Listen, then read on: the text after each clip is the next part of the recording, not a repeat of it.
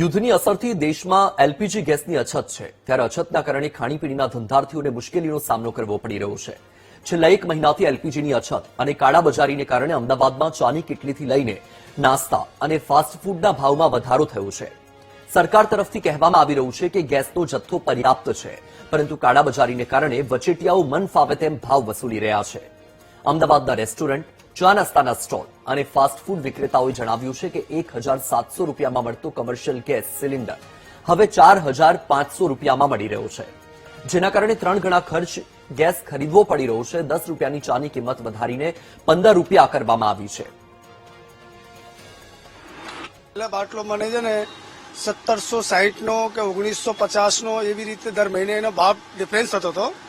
તો જે કંપનીનો ભાવ હોય હું આપતો હતો, અને અત્યારે જે બાટલો પહેલી વખત તો મળતા જ નહીં, અને મળીએ તો ભાવ ત્રિપલ ગુણા લે છે. ત્રિપલ ગુણા એટલે 4500 4600. એના મને કે અત્યારે 5 નો મળે તો 5 માં લેવું પડે ધંધો કરવો હોય તો. બાકી હવે 10 રૂપિયામાં ચા પોસાવતી નથી, બરોબર. તો એના કારણે 10 ની જગ્યા 15 કરી નાખ્યા. ચા મોંઘી જાય કે સસ્તી જાય, જેને નજીકમાં મળશે ચા તો પીવી જ પડશે, જેને હેબિટ છે એને. અને ભાવ વધવાનું કારણ બી તો ગેસ એમને બી નથી અવેલેબલ થતા, અને મળે છે તો એમને બી એક એક્સ્ટ્રા પ્રીમિયમથી એને લેવા પડે છે, જેથી કરીને કોસ્ટ વધે છે.